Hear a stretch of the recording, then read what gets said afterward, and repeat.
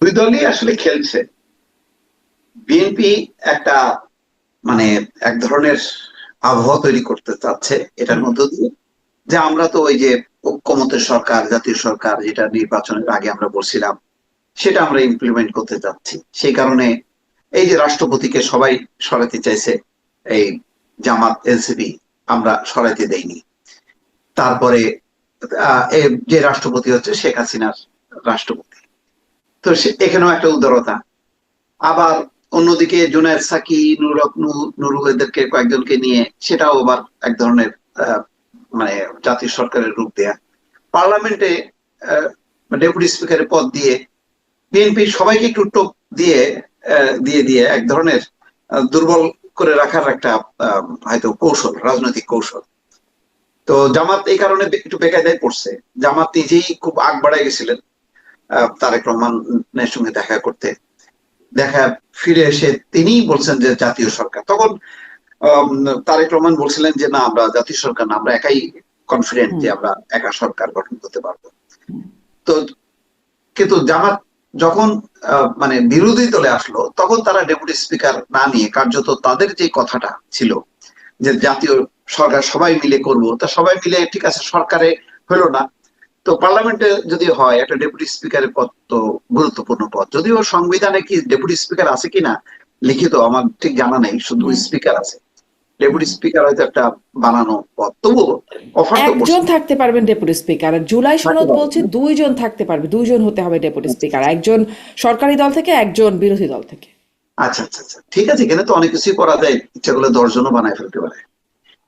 আচ্ছা, যাই হোক, এটা দেওয়ার মধ্য দিয়ে, প্রস্তাবটা দেওয়ার মধ্য দিয়ে ওই যে জামাতকে একটু বেকায়দায় ফেলা। আর জামাত দেখতেছে এটা যদি আমি গেলি, তাহলে তো আমি মানে আমি যে বিরোধী দল সেটা তো আর ঠিক বুক ফুলায় বলতে পারবো না। তখন আমার অবস্থা হবে জাতীয় পার্টির মতো। তো সেই কারণে জামাত এখন একটা মাইন্ডকে চিপার মধ্যে পড়ছে। ফলে সে ডেপুটি, তার নিজের কথা অনুযায়ী যে জাতীয় সরকার চলেন সবাই মিলে দেশ গড়ি, একটা লক্ষ্য অর্জন পর্যন্ত আমরা একসঙ্গে থাকি, সেই জায়গা থেকে তো থাকলো না। যেমন তারা শুক্রবারই ভোট চোর তারেক রহমান, হ্যাঁ, এইভাবে স্লোগান দিছে খুব আগে ভাগে। দিল যেটা বলা হতো শেখ হাসিনাকে ভোট চোর, সেটা বলছে তারেক রহমান ভোট চোর। তো সেই স্লোগান দিচ্ছে, তার মানে তারা একটা বিরোধী একটা আবহাওয়া তৈরি করতে চাই বলে ডেপুটি স্পিকারের পদটা নিচ্ছে না। না নেয়াতে তারা যে আগে যে কথাটা বলছিল যে জাতীয় সরকার গঠন করার একটা প্রস্তাব, সেই হুম। জায়গা থেকে কিন্তু সরে গেল। হুম।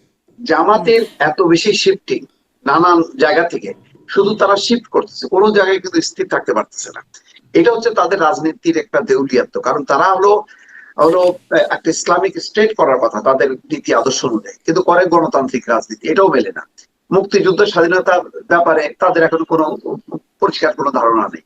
নারী স্বাধীনতার নাম করে তারা 5 ঘন্টার কথা বলে একটা মানে হোঁচট খাইলো। সব মিলে হোঁচটের মধ্যে আছে। তো আমার ধারণা যে হুম। বিএনপিও একটা, তাদেরকে একটা হোঁচট খাওয়ানোর জন্য এই প্রস্তাবটা দিয়েছে। কিন্তু জামাত এটা অ্যাকসেপ্ট না করলে বিএনপির কিন্তু এটা কৌশলগতটা জয়। তারা বলতে পারবে যে দেখো, আমরা তো আপনি কি মনে করেন জামাত আসলে, আপনি কি মনে করেন এটা যে জামাত অ্যাকসেপ্ট নাও করতে পারে? কারণ ধরেন শুরুতেই যখন সংবিধান সংস্কার পরিষদের শপথ হলো, বিএনপি যেটা নিল না, জামাত নিল। মানে জামাত নেওয়ার আগেই বলেছিল যে তারা যাবেই না, সব মানে হ্যাঁ হ্যাঁ, সব সংসদেই যাবে না। কিন্তু পরে ঠিকই আসলে জামাত গেছে। সেই তেমনি জায়গা আসলে থেকে তারা এখানেও ঠিক ডেপুটি করবে। স্পিকার পদ নেব না বা বৈধ হবে না, বিবেচনা করব, আলোচনা করব, কিন্তু ফাইনালি নেবে নাকি নেবে না, কি মনে হয়?